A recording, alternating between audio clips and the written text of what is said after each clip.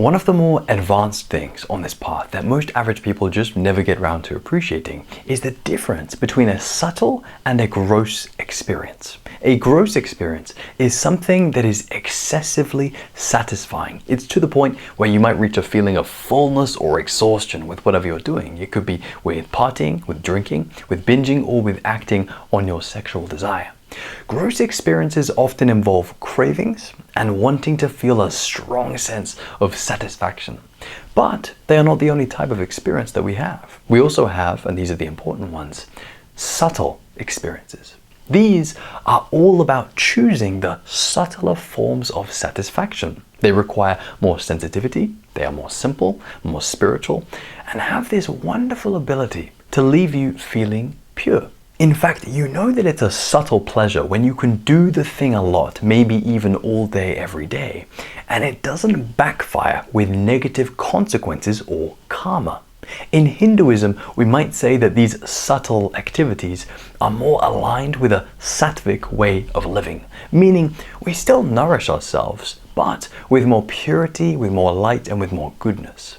Some of these subtle experiences might look like meditation, yoga, stretching, listening, retaining, breathing, drinking tea, or walking in nature.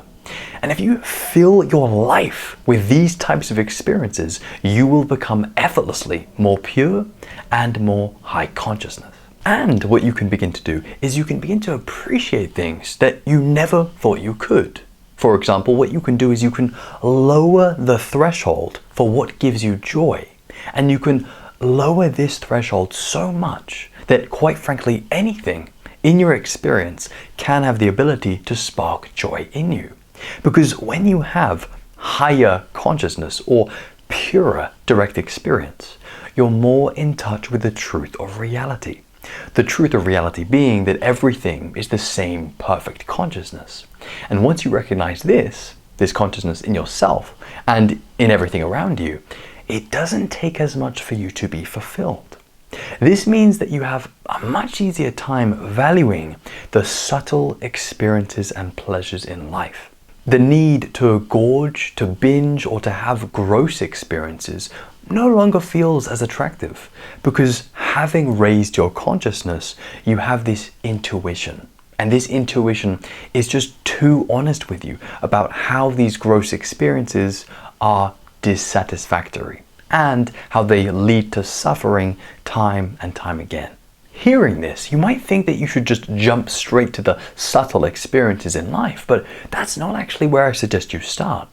What you want to do first is to consciously engage with the more gross experiences. To A, get the life experience, B, realize that it's not the way, and C, to realize that not only is it not the way, it causes you suffering every time you do these things. And this suffering, interestingly, it's self-created, meaning you put yourself through it. And I would suggest that there comes a point where you cannot continue doing these kind of things if your goal is to live a genuinely good life. So what you want to do here is zoom out and see where you are on your journey, and just be honest with the karma that you have. The way that you do this is simply by asking, what do I feel a strong desire to do?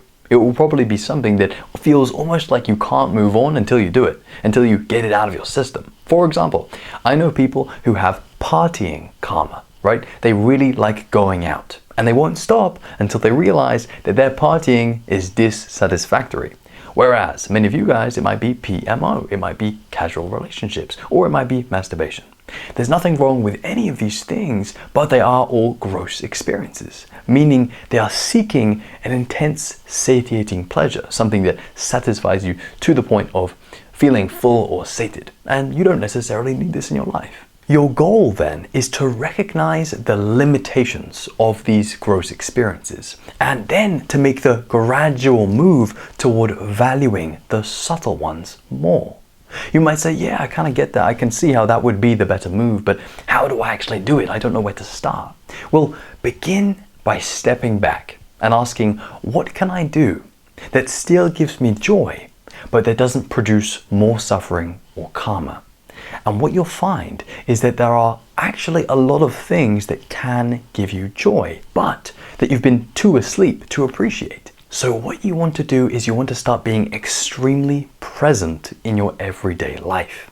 For example, the next time that you are eating a meal, slow down, savor the food, and enjoy the subtle flavors and textures. Or the next time you're walking, slow down and realize that your entire body is almost moving on its own. Appreciate the function of your body and how it does all of these things for you, and yet you barely even notice or realize. But here's the thing, of course that we don't realize, because, and this is one of the key messages of this video, it is very hard to be high consciousness. It is very hard to live choosing these subtle pleasures. This is why I'm bringing this to your attention, and this is why I'm sharing it so you can work on it and so you can become more mindful over time. It might take you a whole year of growing just to be open to your first 1 or 2 subtle pleasures. And you know what? That's completely okay. Be patient and it will start happening for you. Finally, keep in mind that this topic is advanced. It might seem simple, but it's actually very tough to choose these subtle pleasures over the gross ones. Also remember not to skip ahead. It might seem tempting, but you make progress by burning through these gross pleasures and by eventually getting them out of your system. It's very counterintuitive, but it's actually more wise to try something and to realize that it's not the way than it is to avoid the thing out of fear or suffering. Go out and learn that the material world is full of dissatisfactory things. Then, when you're ready, slowly retreat into the more subtle experiences and build a life upon pillars of high consciousness and sensitivity. This is not easy, but if you do it, you will be rewarded for your actions. Good karma does come your way if you choose to be more pure and more wise. So, if you've enjoyed this video and you would like more, then my friend, please do subscribe.